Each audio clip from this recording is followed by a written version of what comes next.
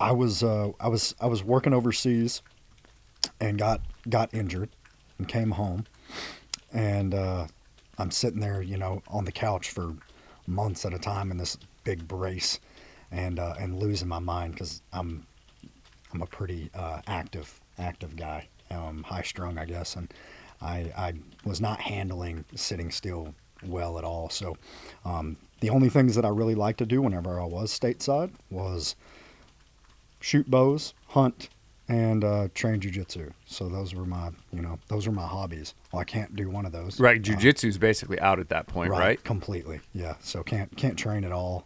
I would still like go to the gym and like sit on the mat, but that was just kind of sad. So, like there's sad CJ here again. Yeah, because I got hurt overseas training jujitsu. So, Oh, that's how you got hurt over there? Yeah. So I had a buddy, a teammate. He was learning jujitsu, learning wrestling, and I'm teaching him like a basic takedown. And he's a specimen of a human, just a big jacked jacked dude, and he blew right through my knee. So it was obviously an accident, but it took me out for quite a while.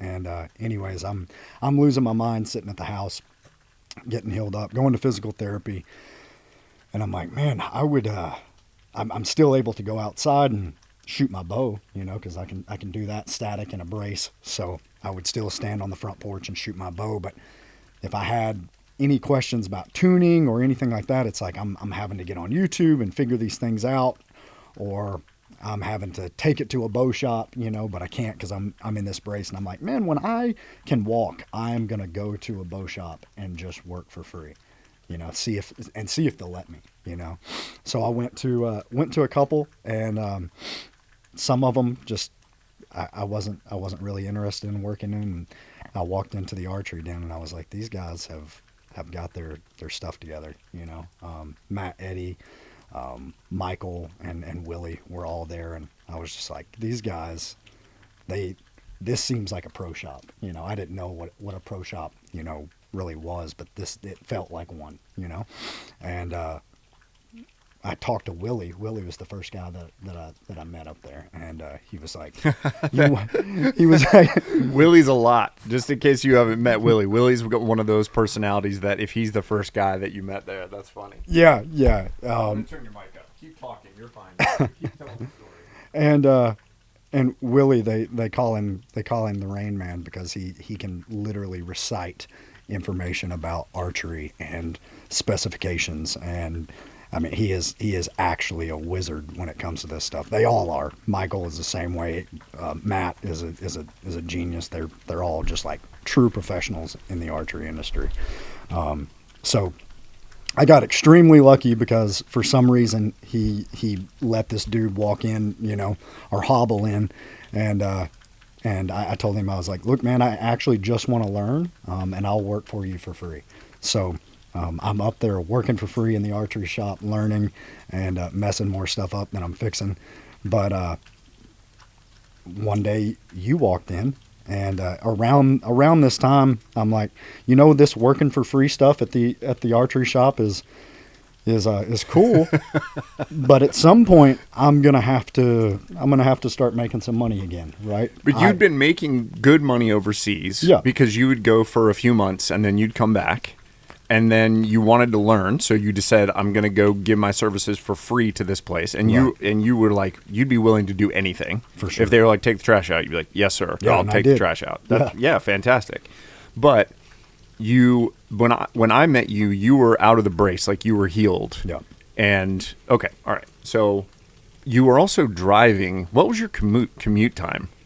An hour and 35 minutes. One way. Dude, that is insane. So not only are you working for free, but you're spending a crap ton of money on gas during that time. Like a couple $100 a month. Dude, that's ridiculous. And not getting paid, because I was a dirty contractor overseas. I'm not an employee of the organization that I worked for. So it was a bit of a battle to get compensated for that time, but all in all, I got taken care of for it, so that was good. But in that time, I was like, man, you're steadily watching your bank account just get lower and lower and lower and lower, and I'm not really doing anything to, you know, I physically I'm not able to go out and like manual labor my way a living, you know, which is all that I've ever known. So one day you walked in and you guys were talking about construction ideas and ideas for the building and just some different things that you guys had going on, and you were talking about things that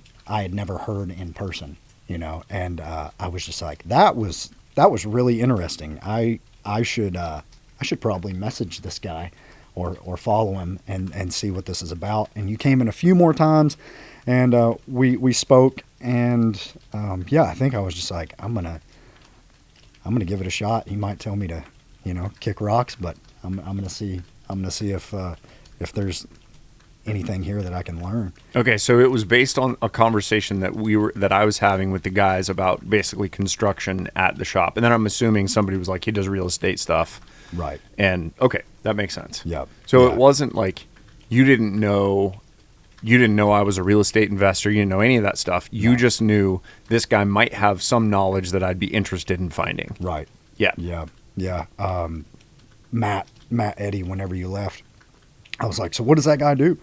And he was like, he does a little bit of everything, I think. Right. And he's like, he builds, I know he builds houses, and he's a real estate investor. And I think he's a lender as well.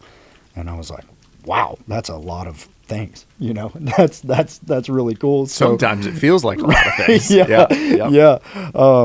But yeah, I just knew there was something there that could be learned. And I was like, man, if I can offer that guy some type of trade or some type of value, you know, to where, and even if that is just sweat equity, I'm willing to do it. So, that's when I decided to shoot you a message and just be like, hey, I'm interested in the real estate thing, and I don't even know where a person would start in that. So, and that's where you were very open to it, and you were like, let's grab coffee sometime or grab lunch, and I was like, say when.